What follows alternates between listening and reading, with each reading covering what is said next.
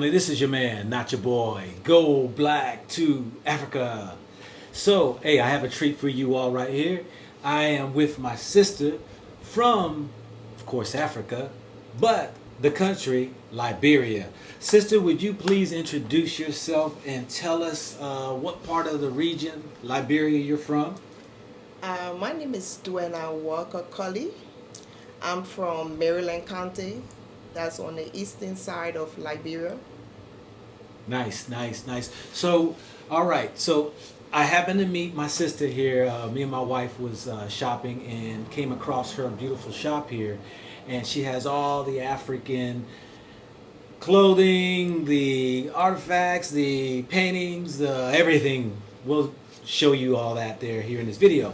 But I thought it was very interesting in hearing her story when she was there in Liberia growing up because she left at the age, you say 19? 19, yeah. 19 years old. And she was there during the Civil War in the 90s. And so, how was that, sister? Before we get really a little bit more into Liberia, but you said that you were there before you moved here to America. Yes, I was born in Maryland County and I live in Monrovia up until 1990 war. Mm-hmm. I know the war actually hit Monrovia. I think it was 89 December. Mm-hmm. That's when the war actually hit uh, Monrovia. But I was there during the war. I used to live at Garnersville, Double Bridge. That's where I was living. Okay. So now, me and you had discussed off, the camera and everything about. You said it was pretty tough, pretty hard, Oh yes, and all that right there. it And was. and you said it was y'all were fortunate to survive Yes. because there were threats upon you all's family's life Yes. several times. Yes, yes. And so, go ahead and share anything. Um, I know I was kind of young, but I can still remember during 1990 war. For those of you who know Liberia, we used to live around the Double Bridge, and we had the rebel faction take over that spot. And because I was from my father at that time, my uncle who was my father at that time, and he was from the Mandingo group. So we were constantly being threatened that we were part of the government forces, or we were part of ECOMA, and we were, somehow, sometimes we would get, the whole family would get pulled out of the house with the notion of going to kill us, and for some reason God would step in and we would end up coming back. And I remember for sure one day we was going to look for food right on the Double Bridge, and we was caught up in the crossfire, and we got pulled under the bridge by the rebel was on one side of the bridge, and the government forces, those soldiers was on another side, and we got pulled under the bridge, and it was just God that stepped in. That's why we didn't die that day. Mm. It was just by the grace of God, because there was bodies everywhere laying beside, where we were laying, trying to hide from the bullets, and there was men and women standing over us with some guns that they was going to kill us because we were on quote unquote reconnaissance. And it was terrible for a child at that time to go through. So that war was damaging. I know a lot of people try to move on right now, but there's a trauma from that war. Yeah. Yeah, there's a trauma. Yeah. Because you all moved, you said in 2000. Yeah. You moved here to America. Yes, I moved to America in 2000. Yeah. Do you ever go back to Liberia? Yes, I've been to Liberia. There's nowhere like home. Yeah. Yeah. I've been to Liberia 3 times to see family members because I still have family there. Mm-hmm. And I get most of my stuff from Liberia too. So I have to go home. It's the motherland. That's where I have all my old friends, schoolmates, and old teachers. It's Yeah. always pleasant to meet them. Yeah. So I go back home. Nice. Now, moving here, you was 19 years old. Yes. And you settled here in Ohio? Yes, I settled in Ohio. My dad was in Ohio, so he did some paperwork, and I came over to the States. And of course, which I was so glad that I had to leave that trauma behind. Yeah. And I moved over to the States with my dad. When I got here, he was running this business. He had a African shop, and I was helping him in the store, knowing nothing about business. Everything I'm doing today, I learned it from my dad, because he was doing this business. Mm-hmm.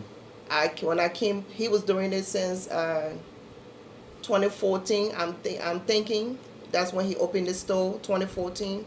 So he did it until he retired, which was 2009. I'm thinking. Okay. So well, he you mean retired. he started this business in 1994? Yeah, 1994. Okay. And in 2014, Yeah, he retired. he retired. Yes. Yeah, yeah. And so, you picked up the torch and you carried it along. 3 years it lay dormant, and then you decided you're going to go ahead and continue the dad's business. Because I saw that that's something my dad used to really like. Even though I wasn't, the one to actually do this, I didn't know a lot about African stuff. But I sat beside him and how he expressed his love and the passion he had for it, I decided, like, I can do it. I'll do it. Yeah, yeah. So here I am today and following his footsteps. Nice.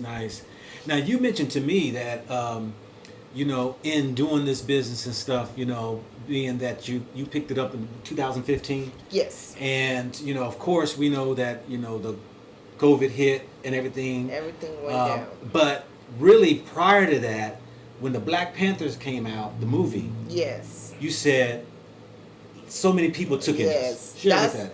I mean, when the Black Panther movie came out, it was like Africa was reborn. Everybody was looking for t-shirts, something, Yeah. Wakanda forever, and everybody was like, I want to dress like King Tashida, and it was amazing. Business was great. Everybody was coming in, white, black, brown. Everybody wanted to wear something from Africa. That was a great time. And the business was good.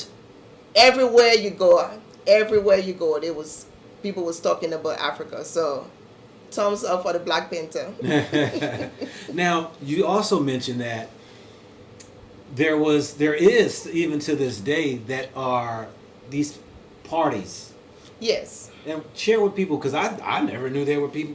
We had these different types of African parties, whatever. And now, as the new trends that I see right now, I see people are having like the 40th birthday party, 50th birthday party, weddings and stuff. They are going with the theme of coming to America. They'll come in my store like, oh, we're having a coming to America party. And that's when you really dress up. Mm-hmm. So I am, again, after the COVID, business is gradually picking up, but I'm glad that we still want to embrace our culture and our way of dressing. That's who we are. We have to show ourselves. That's exactly who we are. So the Black Panther movie came out. They dressed up and they went down. And now the Coming to America team, keep up the spirit. Your African costume just makes you who you are. Doing that theme, that African theme, family, that keeping that spirit going and all that right there. Now, I did a video because there's this movement going on in America that those who are saying that they don't have the African so-called ancestry or African descendants of slaves, they want to be native to this country, and I allow them to be. But you have a small story that where, because if you know your history of Liberia, please check it out, that even in Liberia, in the early 1800s, there were Africans leaving America who were slaves, going to Liberia and starting up their new life. Yes. And you say to this day, there are those family members. Yeah, folk family members that's there. I think if you go back to the story that free slaves, when the slaves were free from America, the last ship that left from here went to Liberia. So we have descendants of the black slaves that established Liberia, and from what I was told, I know it was before I was born, that Liberia was using the dollar currency. That was our form of money. We used American dollar as a form of currency to buy stuff. And then later on, we started making our own money. But Liberia is so much. I mean, the free slave, the notion they took from here is so much of it in Liberia. We even have some streets that are called Broad Street. Mm-hmm. Our major street is called Broad Street. We have Carey Street. Yeah. We have Main Street. Mm-hmm. So we have it there in Liberia. It's most of the country in Africa call us Little America. Yeah, yeah. Now you mentioned ship, because that was another thing. That there are those that believe that there were not these slave ships existed, but there were ships that were bringing people from America over to Liberia, right? Yes. And please do your history, because there was some conflicts that went on, and all that. There won't go into that, but here it is that you all have a story that you share in y'all's history of the African slaves coming to Liberia. Yes. And how now what we know today is a unit of people who are living amongst each other. Yes. Y'all history books show that. Yes. Right? Y'all histories to even tell about the slavery that went on in America? A little bit. Yeah. Yeah, a little bit. Yeah.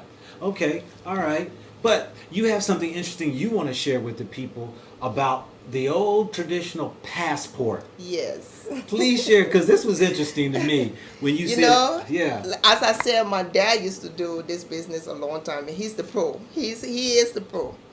And the story he gave me about this passport, it's called a passport mask.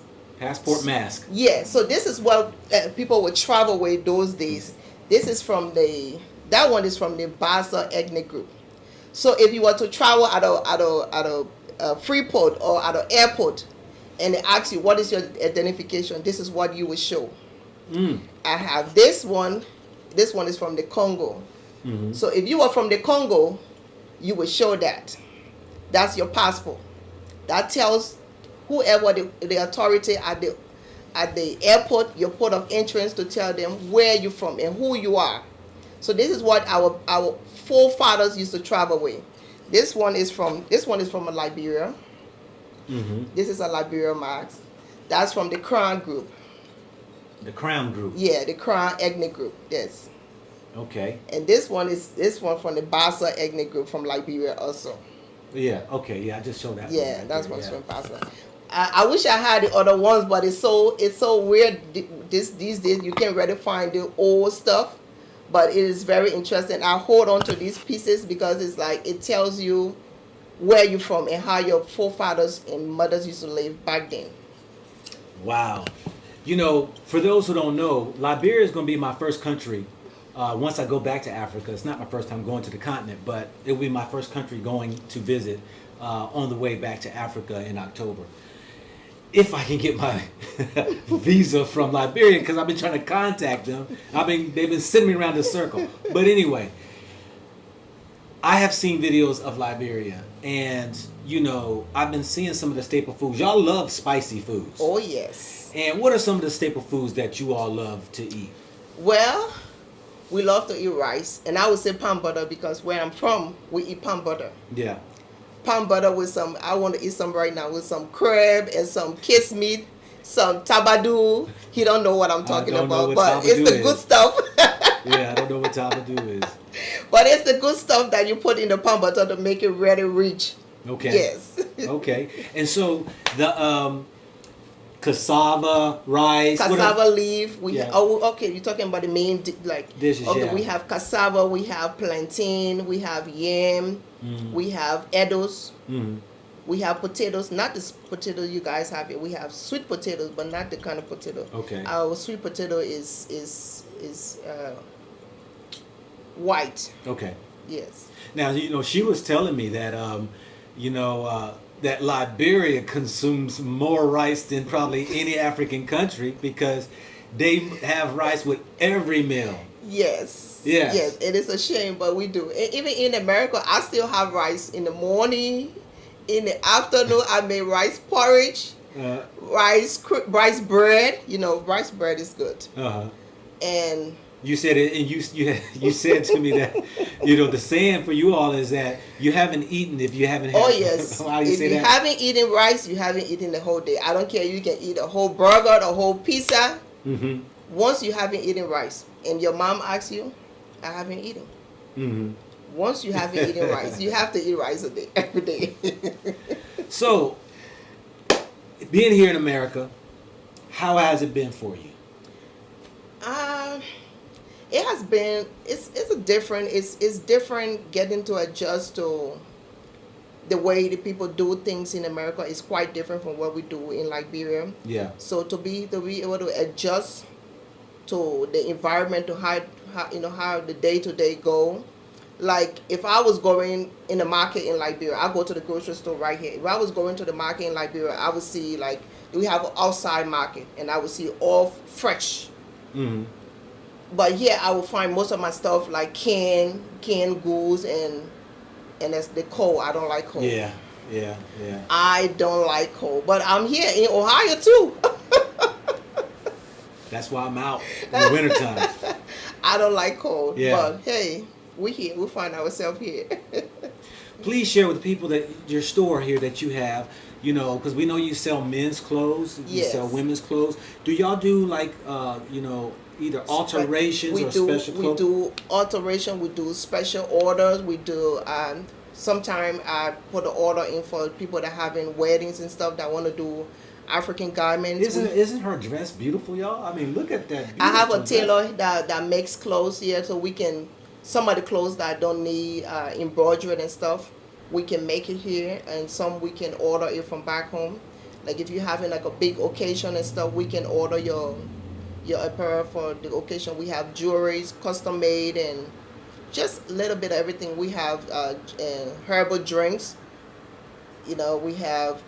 It's just a little bit of everything. Oh yeah, they got oils and they got they got all the different types of, and we'll show those here in this video right here as we go along. But women's purses and shoes, and it goes all the way through. Y'all got everything there, huh? Yes. And so do y'all ship? Do y'all do? Yes, we would do shipping, and Okay. I'm currently working on a website. Okay. Which of course takes a lot of money, but I'm trying to see if I can, who can help me do the web page. I'm working on that right now Okay. to be able to put some of my stuff on online. But if you want something, call me. I guess he would text my number. You Yes. can Go ahead and say your number. Go ahead and say your number. My number is 614-290-4425.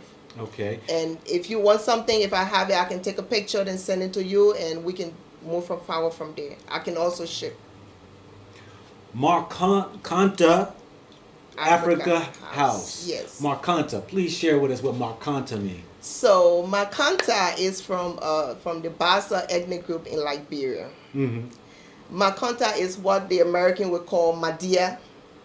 Just the correct interpretation of Madia. That's what we call Makanta. That's a name that is given to a woman. Mm-hmm.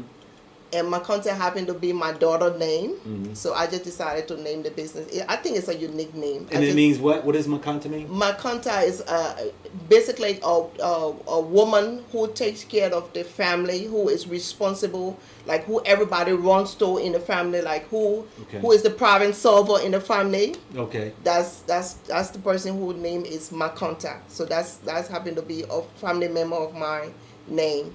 Okay. And that's what I chose to name the business after Makanta.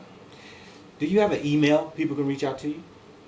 I have a personal email, not a business email right now. Like I say, I'm working on a web page. Yeah. I have a Facebook page, Okay. a business page. What is that? And if you type the business name, Makanta Africa House, Okay. LLC, you will see my business page, and you can also send me information. I'm a member of the Columbus Black Business Association. You can also find me there.